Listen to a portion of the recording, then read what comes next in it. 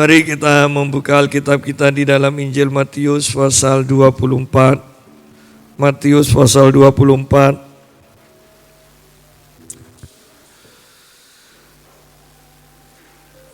Kita akan melanjutkan perikop yang kita sudah bahas, permulaan penderitaan. Bahwa banyak orang ketika sudah berbicara tentang akhir zaman, selalu pertanyaannya kapan, di mana, ya. Tetapi Tuhan mengajarkan yang terpenting itu adalah bersiap-siap, berjaga-jaga. Sebenarnya itu yang terpenting. Karena kalau kita hanya bertanya kapan, maka kita bisa berpikir bahwa masih jauh. Ya. Sehingga kita tidak menjaga kerohanian kita sedemikian rupa. Nah, kita sudah membahas sampai ayat yang ke-8. Dan kalau kita perhatikan bahwa di sini sama sebenarnya dengan kitab Wahyu pasal yang ke-6 tentang 6 meterai, ya. Bahwa Yesus katakan akan ada penyesatan di dalam kitab Wahyu, penunggang yang berpakaian putih dan berkuda putih, ya. Kemudian ada peperangan di dalam kitab Wahyu, disebutkan tentang kuda merah. Dan kemudian di sini dikatakan tentang kelaparan. Ya. Ayat yang ke-7, sebab bangsa akan bangkit melawan bangsa dan kerajaan melawan kerajaan. Ketika ada peperangan, maka yang pasti kemudian akan ada kelaparan. Dan yang jadi masalah adalah kelaparan ini disertai dengan gempa bumi. Semakin lapar, ya. Sudah masa kelaparan, kemudian disertai gempa bumi, berarti hasil panen itu gagal. Dan kehancuran, mungkin rumah hancur, barang-barang rusak, sehingga perekonomian akan semakin hancur dan kelaparan akan semakin besar. Ini digambarkan dengan kuda hitam, ya, kuda hitam. Nah, kemudian bersamaan dengan itu, di ayat yang ke-8 masih dikatakan akan tetapi semuanya itu barulah permulaan penderitaan menjelang zaman baru. Bahwa sudah sedahsyat itu masih disebut permulaan penderitaan. Namanya permulaan berarti tidak seberapa, ya kan? Pelari jarak 100 meter itu kalau yang namanya start, tidak mungkin bisa langsung lari cepat. Biasanya kalau sudah 25 meter dan seterusnya itu baru bisa cepat. Sama, ini disebut permulaan. Tetapi permulaan aja sudah mainnya antar bangsa. Bangsa-bangsa saling berperang. Permulaan saja sudah ada penderitaan yang sedemikian rupa, ada kelaparan, apalagi puncaknya. Tetapi kita di sini diajar bahwa fokus kita bukan permulaan penderitaan dan puncak penderitaan. Perhatikan, fokus kita adalah zaman baru, yaitu kerajaan 1000 tahun. Ya. Jadi dimulai dari penderitaan, tetapi Tuhan mau kita itu fokus pada yang baik. Kerajaan 1000 tahun, itu zaman yang baru. Ya. Walaupun itu pun bukan akhir. Ya, masih akan ada perang Gog Magog lagi. Perang terakhir antara setan dan semua orang yang tinggal di kerajaan 1000 tahun. Yang sudah menikmati semua kebaikan Tuhan, tetapi berhasil ditipu oleh setan yang akan dilepaskan lagi di akhir kerajaan 1000 tahun itu, dan terjadi perang besar. Dan ini perang yang terakhir. Ya, saya tidak bisa bayangkan dengan tidak ada penderitaan selama 1000 tahun. teknologi itu majunya seperti apa. Sehingga sedahsyat-dahsyatnya perang yang sekarang ini, ya, atau menjelang zaman baru, sedahsyat-dahsyatnya itu saya tidak bisa bayangkan dibandingkan dengan di akhir kerajaan 1000 tahun perang terakhir itu, ya. Nah, inilah perjalanan kita. Coba kita lihat di dalam kitab Wahyu pasal yang ke-6.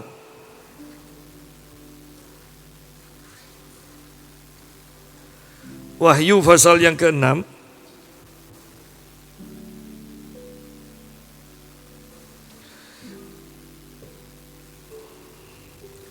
Ayat yang ke-5, ini tentang kuda hitam. Ini tentang kelaparan setelah perang. Tetapi bukan setelah perang. Perang dimulai dan seterusnya, kemudian masuk. Perang itu belum berhenti, sudah ada kelaparan, kematian dan sebagainya.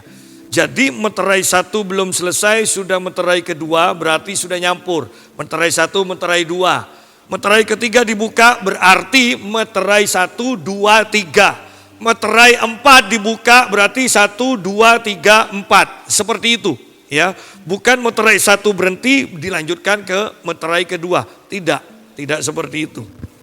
Jadi berarti semakin lama itu semakin mengerikan. Banyak orang yang tidak mengetahui hal ini dan tidak mau mempelajari firman Tuhan sehingga menganggap semuanya aman, semuanya santai, semuanya dalam kendali. Ya. Ayat yang ke-5, dan ketika anak domba itu membuka meterai yang ketiga, aku mendengar makhluk yang ketiga berkata, "Mari." Dan aku melihat sesungguhnya ada seekor kuda hitam dan orang yang menungganginya memegang sebuah timbangan. Ya.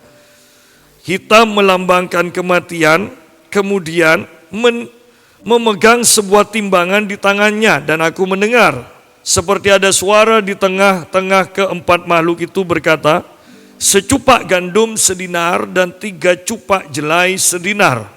Tetapi janganlah rusakkan minyak dan anggur itu." Kita tidak akan bahas tentang minyak dan anggur, tetapi sederhananya harga-harga menjadi mahal. Ya, harga-harga menjadi mahal. Bayangkan secupak gandum itu sama dengan gaji 1 hari. Ya, secupak loh, bukan semangkok. Secupak. Dan ketika anak domba itu membuka meterai yang keempat, aku mendengar suara makhluk yang keempat berkata, "Mari." Dan aku melihat sesungguhnya ada seekor kuda hijau kuning. Dan orang yang menungganginya bernama Maut, dan kerajaan maut mengikutinya. Ya. Setelah perang, kelaparan ditambahi dengan banyaknya gempa bumi, ya. Perang, kelaparan, gempa bumi berarti di dalamnya ada sakit penyakit. Di sini dijelaskan juga kuda hijau kuning itu melambangkan maut dan kerajaan maut mengikutinya, dan kepada mereka diberikan kuasa atas 1/4 dari bumi untuk membunuh dengan pedang, berbicara perang, dengan kelaparan, berbicara perekonomian yang hancur, dan sampar, berbicara dengan penyakit, dan dengan binatang-binatang buas yang di bumi. Berarti banyak gempa sehingga binatang-binatang baik yang di dasar laut itu keluar, yang di hutan-hutan mulai keluar, ya, semuanya. Berarti bumi semakin panas. Ini yang akan terjadi, dan sepertinya kita sudah mulai diperkenalkan, ya kan? Umur virus corona katanya di Indonesia sudah 1 tahun dan bermutasi, sudah ditemukan mutasi dari corona. Ya, Anda bisa bayangkan bahkan di Afrika dikatakan virus Ebola itu sudah menjadi pandemik juga. semoga tidak jalan-jalan ke Indonesia, ya, karena virus Ebola lebih menakutkan sebenarnya. Anda bisa keluar darah dari telinga, dari mata, dari hidung dan sebagainya, dan matinya lebih cepat. Nah, jadi meterai yang keempat ini berbicara tentang maut. Ya. Hijau kuning. Berbicara tentang maut, ada perang, ada kelaparan, ekonomi yang hancur, ada penyakit yang menular, dan kacau. Tidak pada tempatnya binatang yang seharusnya di hutan mungkin sekarang hijrah. Ya, hijrah. Anda bisa bayangkan ini bukan film, ini yang akan kita hadapi. Ya. Dan kita sudah melihat semuanya, barusan rame tentang ikan hiu atau paus ya? Paus. Nah, Anda bisa bayangkan seperti itu. Kenapa kok bisa keluar semua? Sudah didorong pun masih kembali. Kenapa? Ada apa? Di dasar laut, di tengah laut, ada apa? Ya. Jadi sungguh kita ini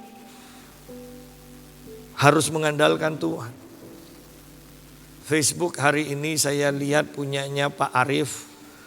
Ternyata di Jogja, di Sleman, hujan disertai angin puyuh dan Pak Arief langsung ajak semua keluarganya untuk berdoa. Ketika berdoa tiba-tiba prak. Dan selesai berdoa mereka sudah nyangka ada pohon besar. Itu di belakang tuh memang banyak pohon besar. Ternyata pohon besar tumbang. Dan orang Indonesia itu selalu syukur, untung.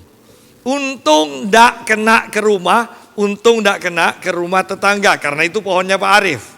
Ya, untung sudah seperti itu masih selalu untung memang. Ya. Itu kalau kena ke rumah pun pasti untung tidak ada yang mati. Ya, walaupun rumahnya hancur. Tetapi inilah keadaan kita. Kalau kita sungguh-sungguh tidak mengandalkan Tuhan. Belum permulaan penderitaan aja sudah bisa mati. Belum permulaan penderitaan.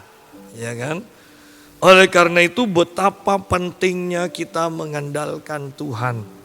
Dan mungkin orang yang tidak kenal Tuhan akan mengatakan kebetulan. Kalau memang kebetulan ini bisa menyelamatkan kita, enggak apa-apa, mau disebut pertolongan Tuhan, mau disebut kebetulan, pokoknya itu yang kita perlukan. Ya.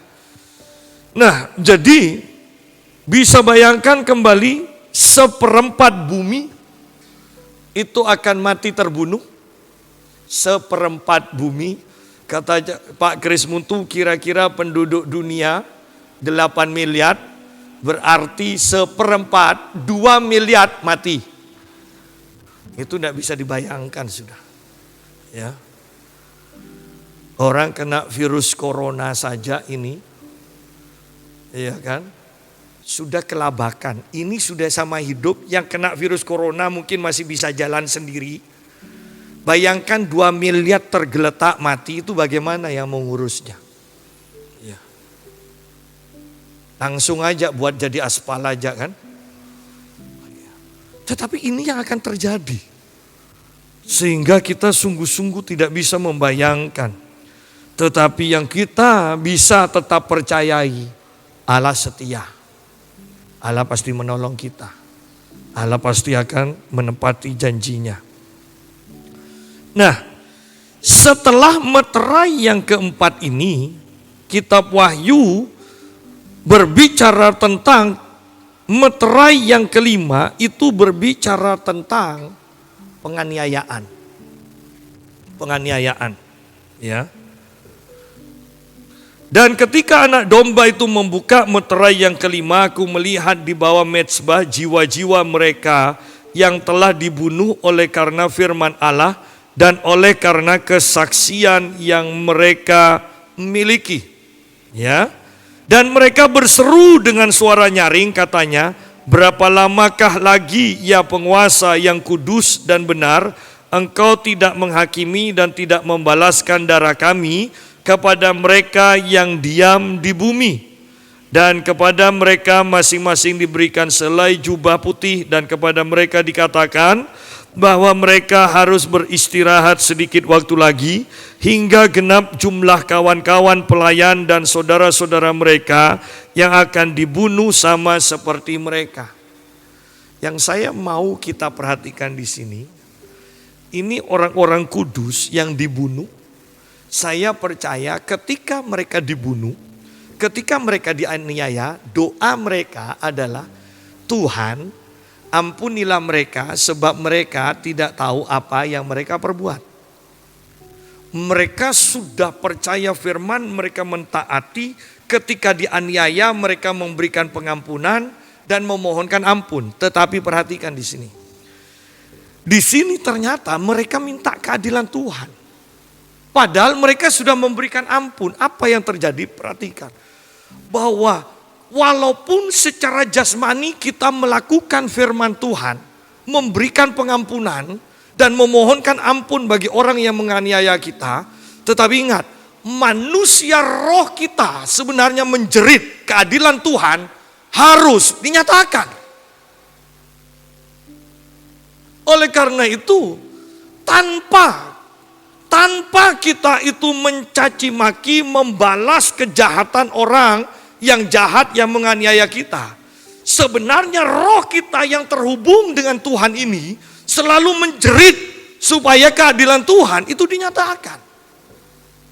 Oleh karena itu banyak orang yang kelihatannya tidak pernah ngelawan ketika disakiti, tetapi kenapa? Seiring dengan waktu yang menyakiti, yang menyalahi, yang menganiaya, mereka itu mendapatkan balasan.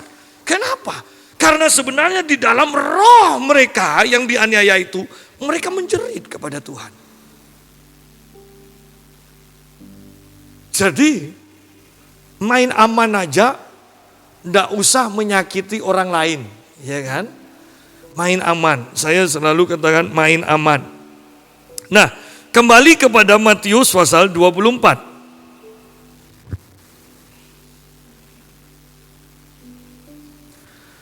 Ayat yang ke-8, akan tetapi semuanya itu barulah permulaan penderitaan menjelang zaman baru. Pada waktu itu kamu akan diserahkan supaya disiksa. Nah ini meterai yang kelima, sama. Apa yang diajarkan Yesus tentang akhir zaman dan apa yang diberitakan di dalam kitab Wahyu oleh Yesus kepada Yohanes sama. Pada waktu itu kamu akan diserahkan supaya disiksa dan kamu akan dibunuh dan akan dibenci semua bangsa oleh karena namaku. Dan banyak orang akan murtad dan mereka akan saling menyerahkan dan saling membenci. Ya. Kata murtad ayat 10 sebenarnya terjemahan lain juga mengatakan begini. Banyak orang akan kecewa dan menolak aku. Di akhir zaman banyak orang akan kecewa.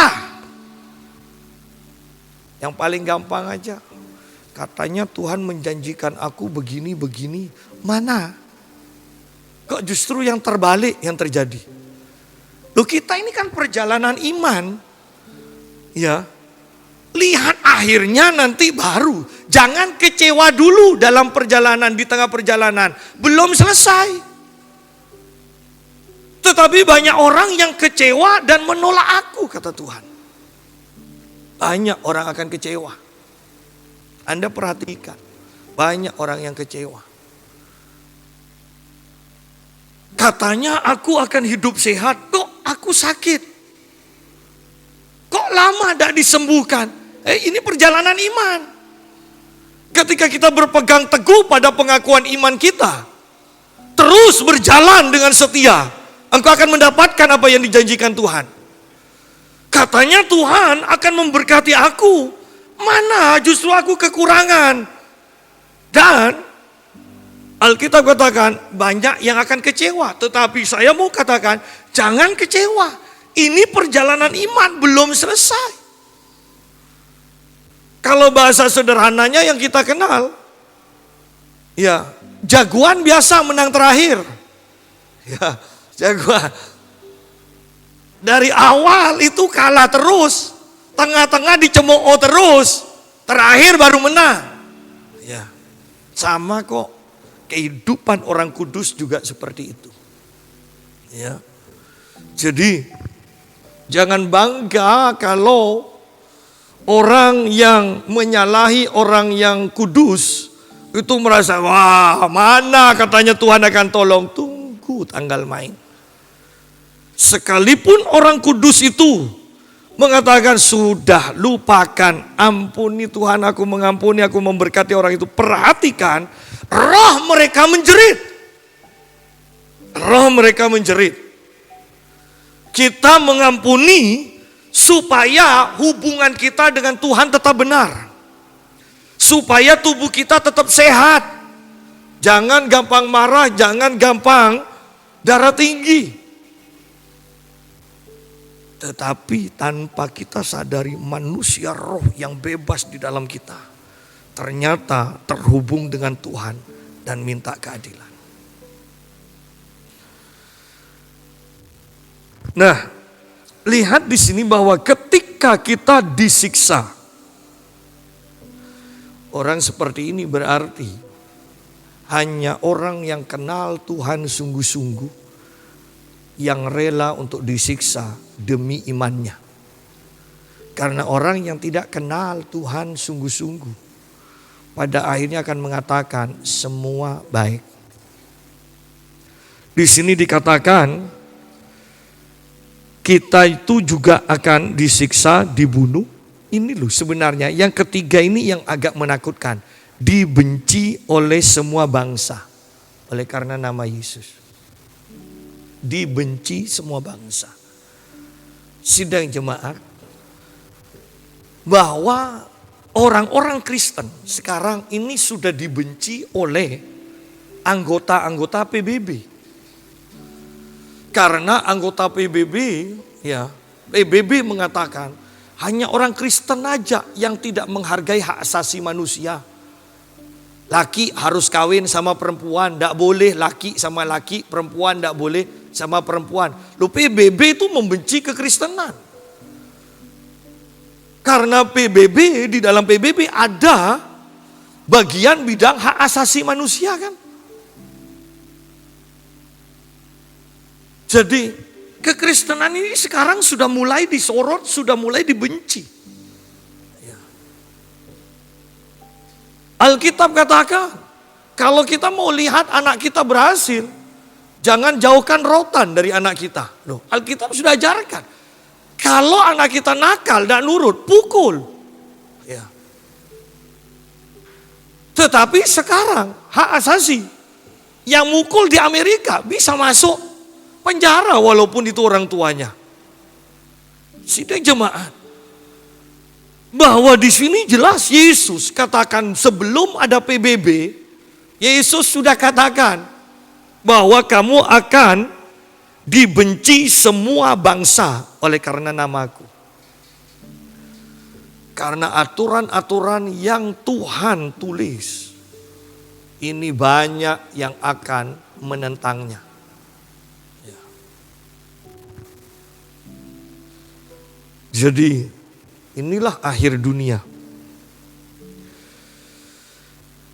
Dan banyak orang akan murtad. Terjemahan yang lain dan terjemahan yang dianggap lebih tepat mengatakan, mereka kecewa dan menolak aku.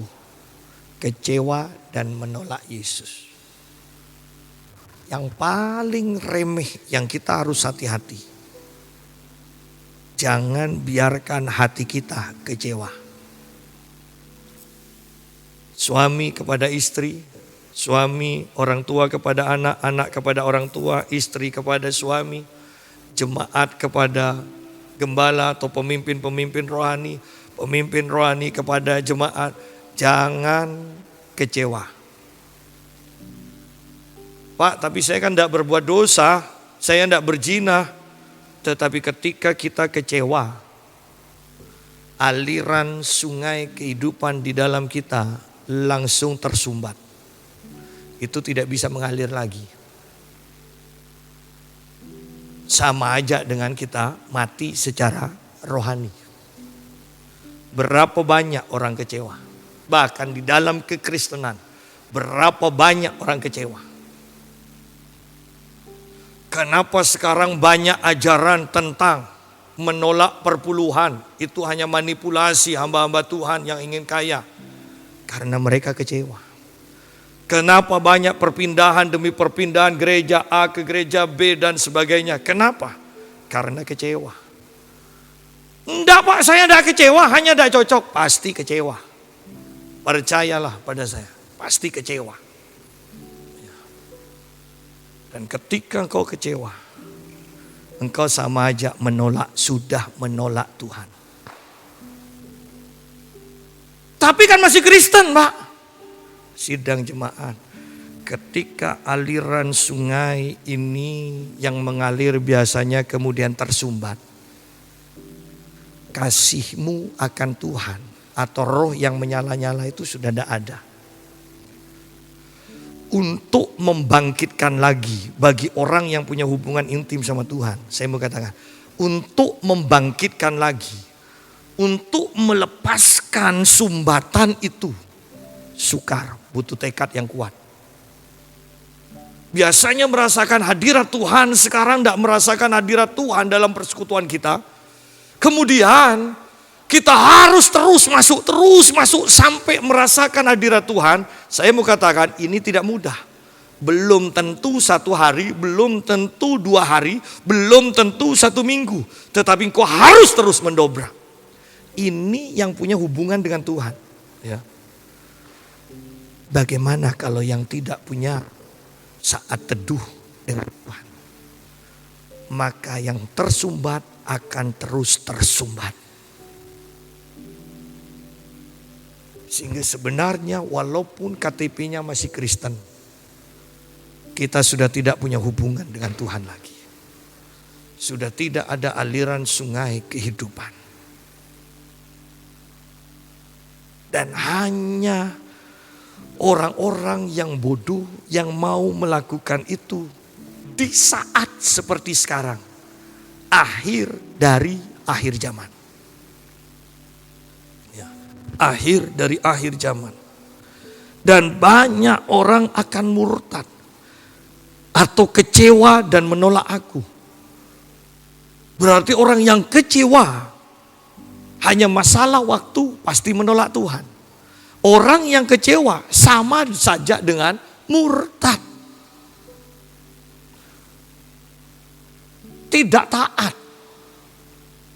Karena Yesus katakan, ampuni. Jangan kecewa. Tapi sudah 3 kali Tuhan. 70 kali 7 kali dalam sehari. Ya. Bukan dalam 70 tahun loh ya. Dalam sehari. Ya. Berarti ini ada konotasinya. Dosa yang sama dilakukan berulang-ulang. Dan Yesus katakan ampuni.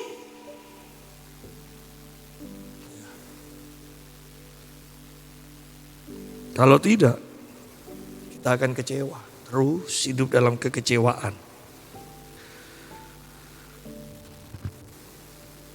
Ayat yang ke-11. Banyak nabi palsu akan muncul dan menyesatkan banyak orang.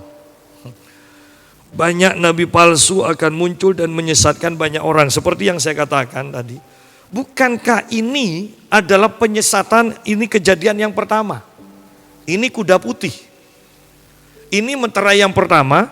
Tetapi sampai meterai yang kelima masih ada aja terjadi penyesatan. Dan ternyata justru meterai pertama penyesatan dimulai. Sampai meterai yang kelima penyesatan itu semakin bertambah. Bukan semakin berkurang. Karena di sini dikatakan banyak nabi palsu akan muncul dan menyesatkan banyak orang. Menyesatkan banyak orang. Bahkan saya mau katakan begini.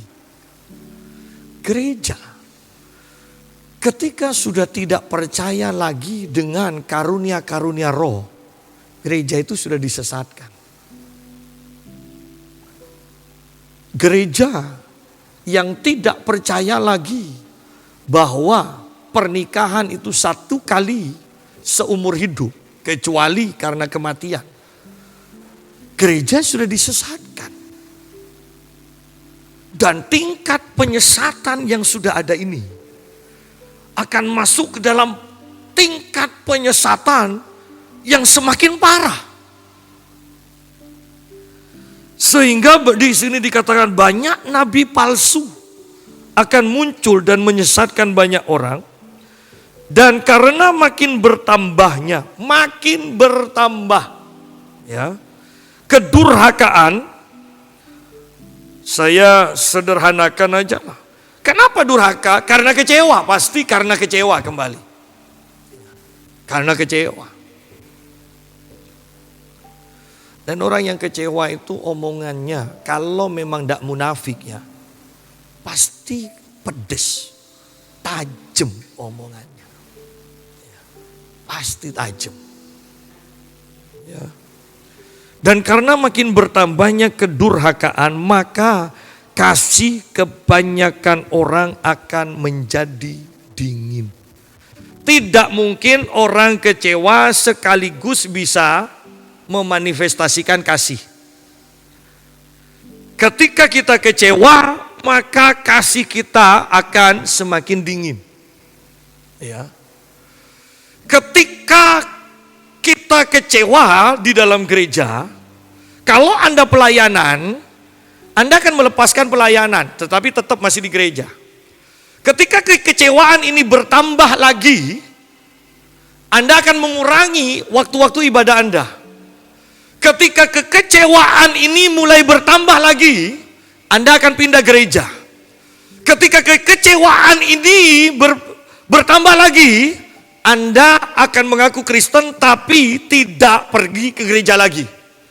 Ketika kekecewaan ini bertambah lagi, Anda akan menjadi pembenci orang-orang Kristen. Awalnya hanya kekecewaan. Tapi saya benar, Pak. Engkau kecewa. Tidak usah bicara benar salah lagi. Ketika engkau sudah kecewa di hadapan Tuhan, engkau salah. Ya.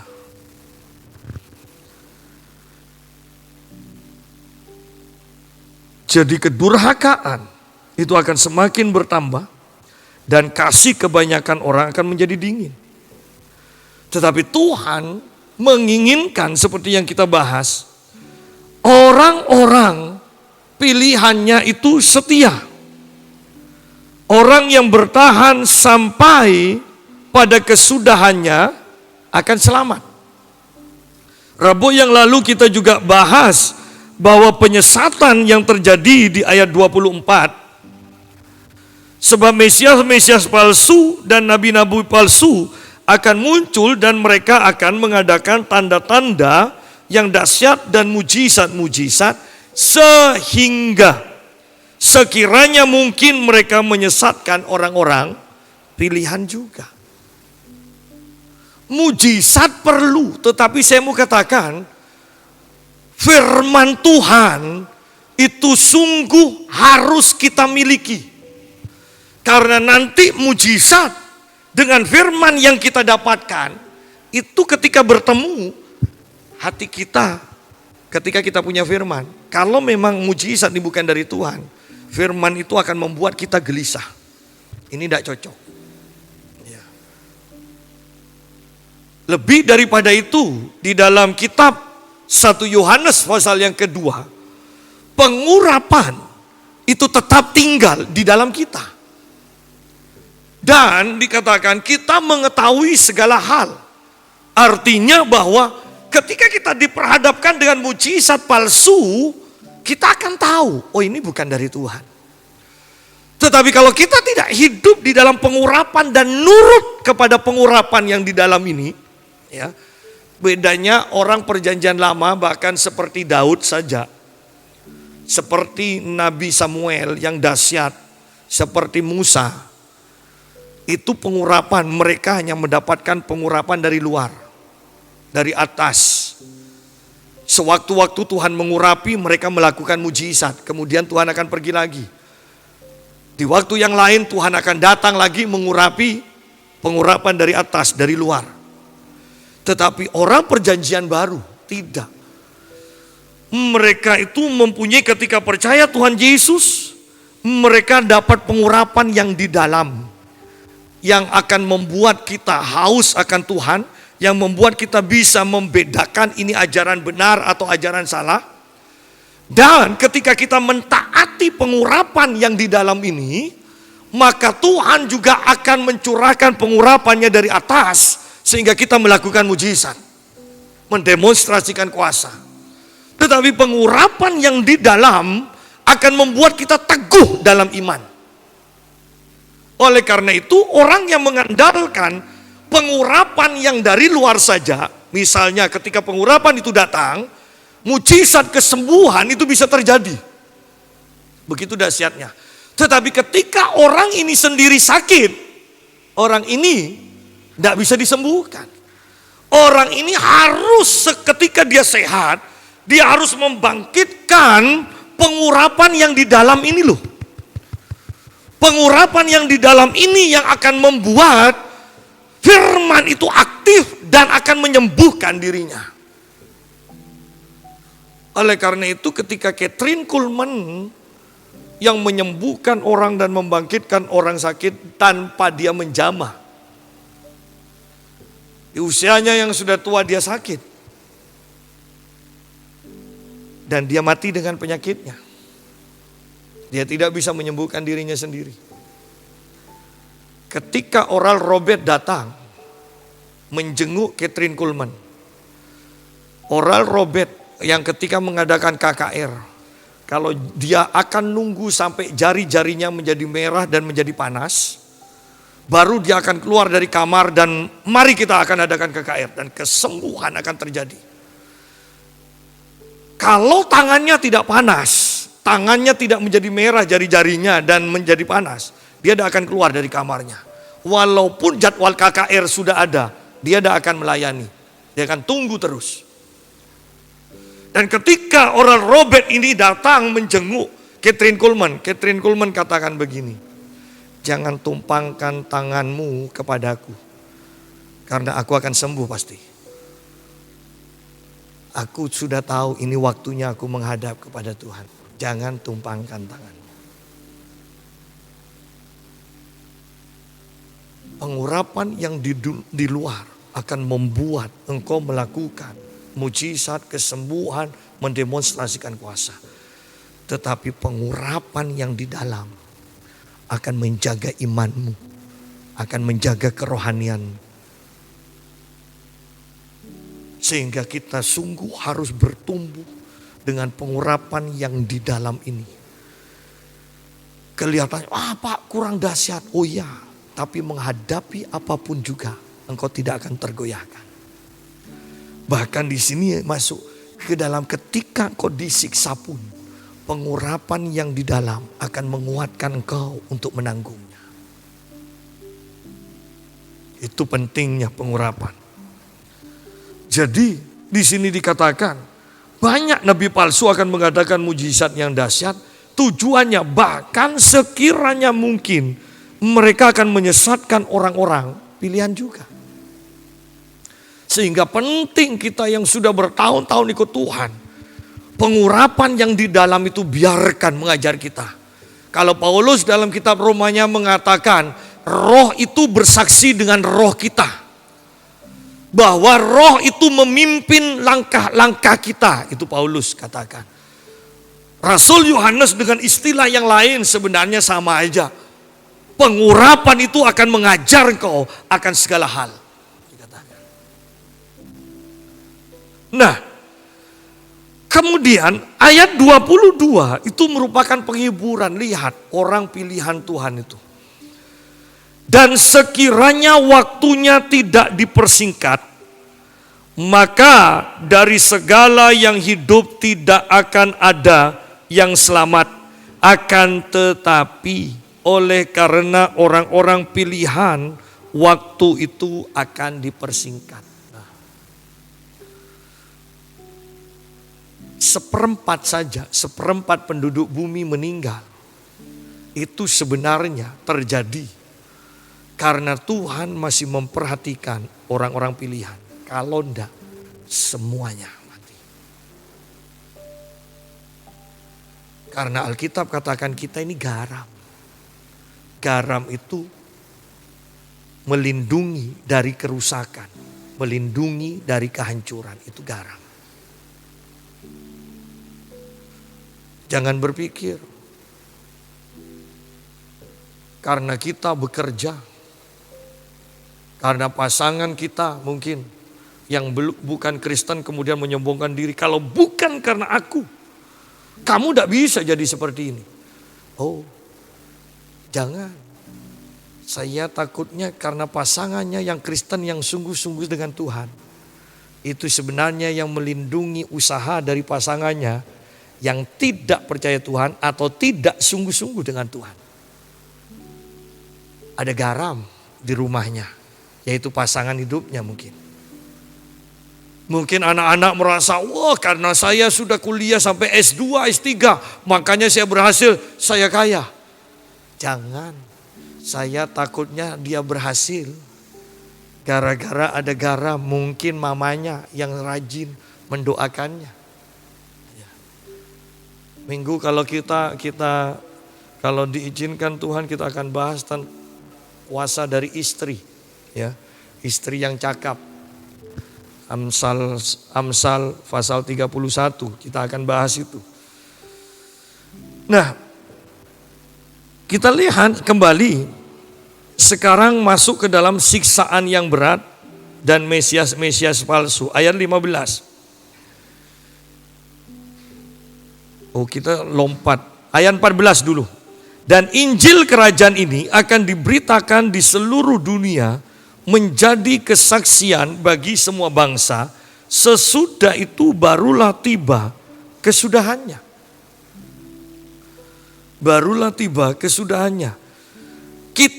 Fokus kita bukan pada penyesatan, bukan pada perang, ya, bukan pada kelaparan, bukan pada penyiksaan. Fokus kita adalah Injil kerajaan ini akan diberitakan ke seluruh dunia. Dan ini disebut bukan lagi Injil keselamatan, tetapi Injil kerajaan. Artinya Injil yang mendemonstrasikan kuasa Allah. Dukun-dukun akan bangkit, tetapi Injil kerajaan, Injil yang dipenuhi dengan kuasa, Injil yang akan mendemonstrasikan kuasa juga akan bangkit. Dan ini akan terjadi peperangan roh. Dan banyak orang akan diselamatkan karena di sini dikatakan dan Injil kerajaan ini akan diberitakan di seluruh dunia menjadi kesaksian bagi semua bangsa. Sesudah itu barulah tiba kesudahannya. Jadi selama Injil kerajaan ini tidak diberitakan, selama orang-orang Kristen tidak mendemonstrasikan kuasa di seluruh dunia, kesudahan zaman tidak akan terjadi. Pak, kan enakan seperti itu tidak terjadi. Loh, kalau perang tiap hari di mana-mana tapi tidak cepat selesai, perang terus, kan repot. Kalau lapar terus bertahun-tahun, tidak mati-mati, kan repot juga. Ya kan? Gempa, Trunojoyo gempa, lari ke Joko Tole. Joko Tole gempa, lari lagi kemana? Ke Larangan. Larangan gempa kembali lagi ke Trunojoyo. Kalau seterusnya seperti itu, tidak sampai ke zaman baru, kan repot. Justru untuk sampai ke zaman baru, penderitaan ini selesai tuntas, kita harus memberitakan Injil kerajaan. Sebelum Injil kerajaan diberitakan di seluruh dunia, maka semua meterai ini akan terus berjalan tanpa henti. Oleh karena itu penting kita itu mendemonstrasikan Injil kerajaan ini. Ya. Berarti akan banyak jiwa-jiwa yang dimenangkan. Semakin banyak jiwa-jiwa yang dimenangkan, semakin banyak kekacauan dan penderitaan akan terjadi. Ya kan? Anda bisa bayangkan separuh dari agama mayoritas di Indonesia jadi Kristen. Anda bisa bayangkan? Tidak mungkin yang tidak percaya katakan, ya tidak apa-apa, itu kan hak asasi manusia. Kalau hanya 5 orang yang pindah, hak asasi manusia. Kalau separuh, hakku terinjak-injak. Ya, itu beda. Tetapi ini akan terjadi.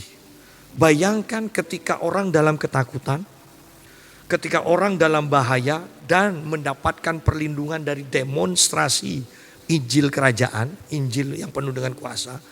Ketika orang-orang kelaparan dan mendapatkan demonstrasi dari Injil kerajaan, mujizat kecukupan, burung-burung gagak mungkin membawa roti dan daging, bisa saja kan itu terulang. Bagaimana mungkin orang tidak akan percaya? Tetapi yang tidak percaya, mereka akan jadi musuh. Kekacauan tetap akan terjadi. Karena ini memang harus terjadi. Sidang jemaah. Jadi mari kita perhatikan fokus kita di dalam penderitaan ini adalah Injil kerajaan Allah harus disebarkan. Selama Injil kerajaan Allah tidak disebarkan di seluruh dunia, maka penderitaan ini akan terus ada dan tidak akan selesai-selesai. Berarti kita dituntut untuk memberitakan Injil kerajaan. Ingat, Injil kerajaan, bukan hanya Injil keselamatan. Injil kerajaan. Bahkan kalau memang Injil keselamatan itu yang kita beritakan sungguh-sungguh Injil keselamatan, pasti kuasa Allah akan didemonstrasikan. Karena Paulus katakan Injil itu adalah kuasa Allah. Itu yang Paulus katakan. Tetapi kita melihat bahwa sekarang banyak orang memberitakan Injil tetapi tidak punya kuasa. Di sini, di akhir zaman, Tuhan akan pulihkan. Bukan hanya sekedar pengajaran tanpa kuasa, tetapi Injil kerajaan yang akan disebarkan. Nah, ayat 15. Jadi apabila kamu melihat pembinasa keji berdiri di tempat kudus, menurut firman yang disampaikan oleh Nabi Daniel, para pembaca hendaklah memperhatikannya. Maka orang-orang yang di Yudea haruslah melarikan diri ke pegunungan. Orang yang sedang di peranginan di atas rumah, janganlah ia turun untuk mengambil barang-barang dari rumahnya. Dan orang yang sedang di ladang, janganlah ia kembali untuk mengambil pakaiannya. Celakalah ibu-ibu yang sedang hamil atau yang menyusukan bayi pada masa itu. Berdoalah supaya waktu kamu melarikan diri itu jangan jatuh pada musim dingin dan jangan pada hari Sabat. Sebab pada masa itu akan terjadi siksaan yang dahsyat seperti yang belum pernah terjadi sejak awal dunia sampai sekarang dan yang tidak akan terjadi lagi. Nah, betapa pentingnya kita mempelajari firman Tuhan, kembali mempelajari firman Tuhan. Karena ayat 15 katakan, apabila kamu melihat pembinasa keji berdiri di tempat kudus, menurut firman yang disampaikan oleh Nabi Daniel, berarti ini berhubungan dengan orang Yahudi. Pembinasa keji atau antikris ini akan berdiri di bait kudus. Berarti bait suci akan didirikan. Ya. Nanti antikris juga akan berdiri dan dihormati di sana. Dan Alkitab katakan para pembaca hendaklah memperhatikannya. Kalau kita tidak mempelajari firman Tuhan, bagaimana bisa tahu? Oleh karena itu penting kembali saya menekankan, pelajari firman Tuhan. Ya. Nah, ayat 16 sampai ayat yang ke-20. Saya tidak usah perinci, tetapi semuanya itu berbicara tentang orang-orang yang percaya, yang sudah hidup di dalam roh, yang tidak terikat dengan hal-hal yang jasmani lagi. Sehingga ketika itu terjadi penganiayaan antikris berkuasa, dikatakan maka orang-orang yang di Yudea haruslah melarikan diri ke pegunungan. Jangan kembali lagi ke rumahnya untuk ambil barang-barang berharga baru melarikan diri. Jangan, sudah lupakan. Yang penting kamu selamat dulu. Nah, orang yang sedang di peranginan di atas rumah janganlah turun untuk mengambil barang-barang dari rumahnya. Bahkan dikatakan celakalah ibu-ibu yang sedang hamil atau yang menyusukan bayi pada masa itu. Oh, bisa celaka orang yang bikin hamil itu kan atas seizin Tuhan. Ini berbicara apa? Tidak ada ikatan di akhir zaman. Itu loh. Bahwa kita ini sungguh-sungguh sudah terlepas dengan hal-hal yang bersifat kedagingan. Ya. Sehingga ketika itu terjadi, sudah ikuti pimpinan Tuhan, perintah Tuhan, pergi tinggalkan. Tidak usah bingung, aku harus bawa ini, aku harus bawa ini. Jangan, kata Tuhan. Banyak berdoa. Banyak berdoa. Dan lihat ayat 25, camkanlah. Aku sudah mengatakannya terlebih dahulu kepadamu. Jadi, apabila orang berkata kepadamu, lihat, ia Mesias ada di padang gurun, janganlah kamu pergi ke situ. Atau lihat, ia ada di dalam bilik, janganlah kamu percaya.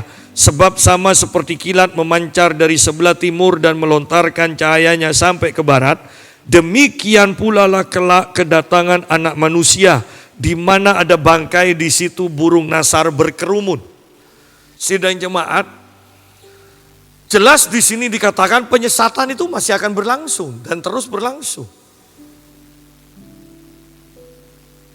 Apabila ada orang yang mengatakan, itu loh, Mesias ada di sana, jangan pergi ke sana. Kita mungkin akan tertipu dengan mengatakan, tapi semua orang Kristen pergi ke sana. Yesus katakan, di mana ada bangkai, perhatikan, ada bangkai, di situ burung nasar berkerumun.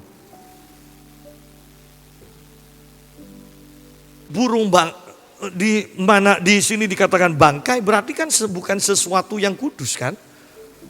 Kenajisan. Jadi belum tentu di mana ada kerumunan besar itu adalah gereja yang benar, belum tentu. Belum tentu. Belum tentu. Bisa mereka sedang mengerumuni bangkai. Tidak usah ikut-ikutan. Kita punya anak-anak ini kasihan. Kalau pergi ke Surabaya, pasti yang dicari gereja yang besar. Saya mau katakan, belum tentu anak kita akan diperhatikan di gereja yang sudah puluhan ribu jemaatnya. Anak-anak kita akan lebih diperhatikan ketika bergabung dengan gereja yang jumlahnya mungkin 100-200 orang. Daripada yang ribuan. Saya tidak mengatakan yang ribuan sesat, tetapi perhatikan di sini. Kalau di akhir zaman manusia roh kita tidak kuat, tidak sempurna sebagai manusia roh, maka kita akan selalu mengikuti arus. Kita akan diombang-ambingkan. Orang lain pergi ke sana kita ikut, orang lain pergi ke sana kita ikut. Tidak ada kepastian iman. Kita hanya ikut-ikutan aja. Kita berpikir kalau banyak pasti benar. Tidak bisa. Tidak bisa. Ya. Jadi di akhir zaman yang dituntut adalah manusia roh kita itu sudah mantap, sudah sempurna. Tidak terombang-ambing lagi oleh angin-angin pengajaran dan sebagainya. Ya. Ayat yang ke-29. Ini berbicara tentang kedatangan anak manusia. Segera sesudah siksaan pada masa itu, matahari akan menjadi gelap, dan bulan tidak bercahaya, dan bintang-bintang akan berjatuhan dari langit, dan kuasa-kuasa langit akan goncang. Ini meterai yang ke-6, ya. Dan rupanya nanti meterai ke-7 sangkakala ditiup, ini masih berlanjut. Lebih dahsyat lagi, ya kan? Ini di sangkakala, ya, di sangkakala, bunyi sangkakala ini akan berlanjut.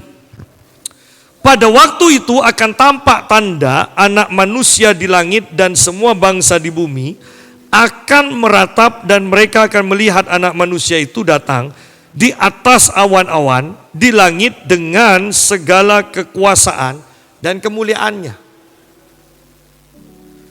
Ini kedatangan Yesus yang kedua kalinya, tetapi ingat, ini kedatangan Yesus yang kedua kalinya, saya mau katakan untuk kedua kalinya, ya.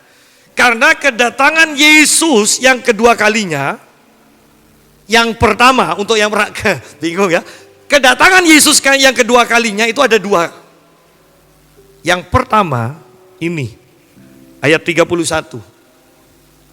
Dan ia akan menyuruh keluar malaikat-malaikatnya dengan meniup sangkakala yang dahsyat bunyinya, dan mereka akan mengumpulkan orang-orang pilihannya dari keempat penjuru bumi, dari ujung langit dan yang satu ke ujung langit yang lain. Bunyi sangkakala ditiup, maka orang yang sudah sempurna kemudian berubah dalam sekejap. Ya, 1 Korintus pasal 15, 1 Tesalonika pasal yang keempat, ayat 16 sampai 18. Nah, kita lihat persamaannya. Ayat yang ke-40. Nasihat supaya berjaga-jaga, ayat yang ke-40. Pada waktu itu, kalau ada dua orang di ladang, yang seorang akan dibawa dan yang lain akan ditinggalkan. Kalau ada dua orang perempuan sedang memutar batu kilangan, yang seorang akan dibawa dan yang lain akan ditinggalkan. Jadi itulah yang terjadi di ayat yang ke-31 ini. Bunyi sangkakala akan ditiup. Nah, orang yang berdua mungkin mau di ladang, bahkan mungkin di gereja, ya kan? Yang satu akan diangkat, yang satu ketinggalan. Ini kedatangan Yesus yang kedua kalinya, tahap pertama untuk mengambil umat Tuhan yang sudah sempurna dalam sekejap. Saya selalu katakan, kenapa dalam sekejap? Karena memang kedagingannya sudah tinggal sedikit. Itu dengar suara sangkakala, daging yang sudah tinggal sedikit langsung rontok sehingga kita sepenuhnya manusia roh. Ya. Yang sudah diproses taat, manusia rohnya semakin kuat, daging semakin berkurang. Diproses lagi taat, manusia rohnya semakin kuat, manusia dagingnya semakin rontok. Terus sampai bunyi sangkakala, dagingnya mungkin tinggal secuil. Sangkakala dibunyikan, daging rontok, kita sepenuhnya dalam sekejap diubahkan. Jadi tidak semua orang Kristen langsung diubahkan. Ketika mereka tidak mau sangkal diri. Ketika kita sekarang ini seperti zaman sekarang ini kita tidak taat dan sangkal diri, maka daging kita akan kuat sekali. Sangkakala mau ditiup berapa kali pun tidak bisa kita berubah. Ya, tidak bisa. Nah, itu kedatangan Yesus yang kedua kalinya, tahap pertama, tidak ada seorang pun yang akan melihat. Tidak ada. Dalam sekejap hilang, dalam sekejap hilang. Ya. Nah, tetapi setelah itu, Yesus akan datang lagi bersama orang-orang kudusnya. Ya. Yang sudah mengalami pengangkatan itu akan menyertai Yesus kembali datang ke muka bumi. Tentunya ini di peperangan menjelang kerajaan 1000 tahun, ya. Ini di dalam peperangan. Nah, pada waktu itu orang-orang di muka bumi akan lihat Yesus datang. Sehingga di sini dikatakan ayat 30, pada waktu itu akan tampak tanda anak manusia di langit dan semua bangsa di bumi akan meratap dan mereka akan melihat anak manusia itu datang di atas awan-awan di langit dengan segala kekuasaan dan kemuliaannya. Semua bangsa yang masih tertinggal itu akan melihat kedatangan Tuhan. Tetapi kedatangan Tuhan itu yang dilihat oleh semua bangsa bukan untuk menyelamatkan lagi, tetapi untuk perang. Untuk perang. Untuk membalaskan segala kejahatan yang orang-orang kudus teriakkan. Kapan Tuhan? Kapan Tuhan? Ini akhir zaman. Nah, kemudian ayat yang ke-32 mengatakan, tariklah pelajaran dari perumpamaan tentang pohon ara. Apabila ranting-rantingnya melembut dan mulai bertunas, kamu tahu bahwa musim panas sudah dekat. Demikian juga jika kamu melihat semuanya ini, ketahuilah bahwa waktunya sudah dekat, sudah di ambang pintu. Aku berkata kepadamu, sesungguhnya angkatan ini tidak akan berlalu sebelum semuanya ini terjadi. Langit dan bumi akan berlalu, tetapi perkataanku tidak akan berlalu. Nah, Yesus katakan, tariklah pelajaran dari perumpamaan tentang pohon ara.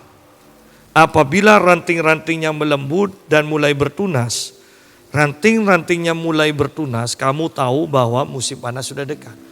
Pohon ara berbicara apa? Berbicara tentang Israel. Ketika Israel bertunas lagi, ini berbicara tentang Israel merdeka. Tahun 1948, Israel merdeka. Dan sejak pohon ara itu bertunas, sejak bangsa Israel itu merdeka, Yesus katakan generasi ini tidak akan berlalu. Ya. Satu generasi itu berbicara 100 tahun. Satu generasi berbicara 100 tahun. Anda hitung sendiri aja. Ya, Anda hitung sendiri aja. Bahwa inilah waktunya memang. Inilah waktunya. Bahkan kekacauan yang kita alami bahkan di Indonesia tidak masuk akal. Kita ini mendapatkan presiden yang terbaik dari semua presiden mungkin. Tetapi tetap dicemooh, dimusuhi, difitnah, mau dihancurkan, mau diganti. Bahkan digantinya kita percaya jelas-jelas pasti jauh lebih jelek daripada yang sekarang. Loh, ini zaman apa kok ada orang-orang seperti ini? Kalau bukan kita menyebutnya ini akhir zaman. Kita masih mau cari tanda apa lagi kalau yang di depan mata kita aja sudah tidak masuk akal. Ya. Jadi hati-hati di sini. Lihat pelajaran dari perumpamaan tentang pohon ara dikatakan. Nah, terakhir saya akan dengan singkat, dengan cepat saya bacakan ayat 37 atau 36 mulai. Tetapi tentang hari dan saat itu tidak seorang pun yang tahu. Malaikat-malaikat di surga tidak, anak pun tidak, hanya Bapa sendiri. Tidak seorang pun yang tahu secara pasti. Ayat 37. Sebab sebagaimana halnya pada zaman Nuh, demikian pula halnya kelak pada kedatangan anak manusia. Sebab sebagaimana mereka pada zaman sebelum air bah itu makan dan minum, kawin dan mengawinkan sampai kepada hari Nuh masuk ke dalam bahtera, ayat 39. Dan mereka tidak tahu akan sesuatu. Perhatikan, sudah 2 kali tidak tahu. Sebelum air bah itu datang dan melenyapkan mereka semua, demikian pula lah halnya kelak pada kedatangan anak manusia. Pada waktu itu kalau ada 2 orang di ladang, kita sudah bahas ini. Ayat 42. Karena itu berjaga-jagalah sebab kamu tidak tahu pada hari mana Tuhanmu datang. Tetapi ketahuilah ini, jika tuan rumah tahu pada waktu mana pada malam hari pencuri akan datang, sudahlah pasti ia berjaga-jaga dan tidak akan membiarkan rumahnya dibongkar. Sebab itu hendaklah kamu juga siap sedia, karena Anak Manusia datang pada saat yang tidak kamu duga. Tidak tahu, tidak tahu, tidak tahu, dan itu tidak terduga kedatangannya. Sehingga yang harus kita jaga bukan mencoba cari tahu, karena pasti tetap tidak tahu. Yang penting Yesus katakan berjaga-jagalah. Jaga kerohanianmu. Kapanpun Yesus mau datang, kita siap. Itu aja. Dari semua yang kita bahas, dengan berbagai tanda-tandanya, dengan semua yang terjadi, yang terpenting adalah prinsip ini. Berjaga-jaga, kapanpun Yesus datang, kita siap. Itu aja. Karena kita tidak tahu. Dan ditekankan tidak tahu, tidak seorang pun tahu, tidak tahu. Bahkan Yesus sebagai manusia pun tidak tahu. Ya. Ternyata Bapa untuk hal ini pelit bocoran. Iya kan? Padahal biasanya Tuhan Yesus berdoa, Bapa pasti kasih bocoran. Ya. Roh Kudus pun akan kasih bocoran, tapi khusus yang ini. Sudahlah, yang penting berjaga-jaga. Yang penting kita siap. Kiranya semua jemaat yang datang hari ini sungguh-sungguh mempersiapkan diri. Kapanpun Yesus datang, kita siap. Karena ketika Yesus mau datang, itu tidak akan ada penundaan. Tetapi yang terpenting sungguh-sungguh berjaga-jaga.